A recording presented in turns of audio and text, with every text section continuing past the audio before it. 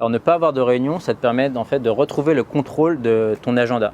Au lieu d'avoir des meetings de 9 h à 19 h avec parfois une demi-heure pour manger, eh bien en fait tu as du temps pour travailler. Bonjour, je m'appelle Thomas Rolf et je suis Product Manager chez Alan. Alors la mission d'Alan, c'est de repenser le système de santé en le recentrant sur les individus. On a commencé par une assurance santé, et on a beaucoup de projets pour aller plus loin en santé. Alors une particularité d'Alan, c'est qu'on ne fait pas de réunion. Donc par défaut, le mode de communication, c'est l'écrit. Une réunion d'1 heure pour 6 personnes, ça prend 6 heures au final, c'est quasiment la journée entière d'une personne. Et on s'est rendu compte qu'on n'était vraiment pas assez efficace pour se permettre de faire ça.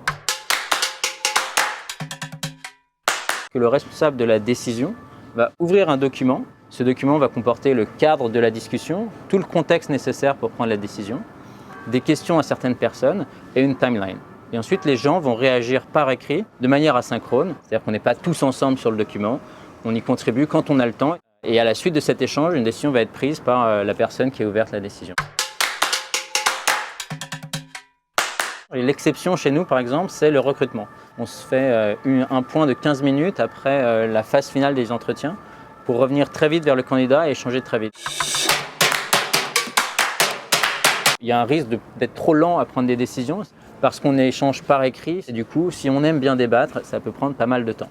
Autre exemple, c'est que c'est quand même une méthode différente et que ça prend du temps à n'importe quelle nouvelle personne chez Alan à se mettre dans le bain et comprendre comment interagir par écrit. Mon conseil, ce serait de commencer par une petite décision et d'essayer de la prendre sans se réunir et voir si en fait la réunion était vraiment nécessaire.